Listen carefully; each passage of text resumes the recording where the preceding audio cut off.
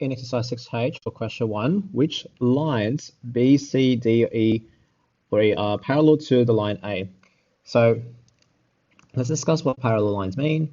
Parallel lines mean they have the same direction. So we're looking at line A, which is going to be this line.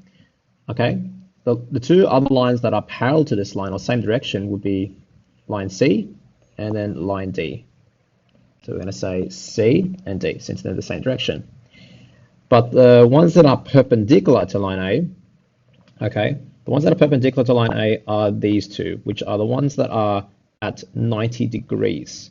Okay, so B and E are both perpendicular to line A, okay, because they meet at 90 degrees or right angles.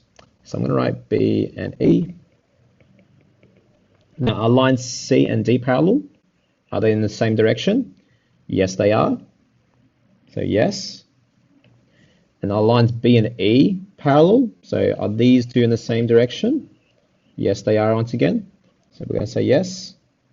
And what about are lines E and C perpendicular?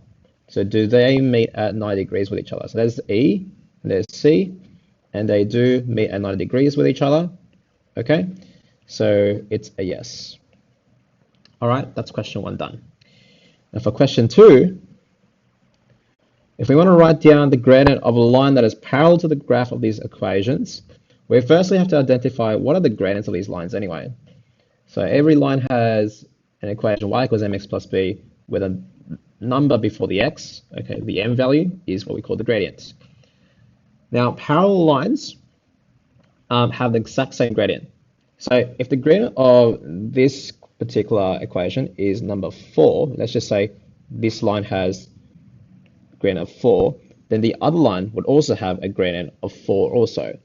So all we got to do is write m2 would equal to 4. Now, what if one of the equations have a gradient of -7? Then the other equation would also have a gradient of -7. And then so forth. So the next answer would be -3/4. Okay, it's just a number before the x, and 8/7, which is number before the x also. Okay.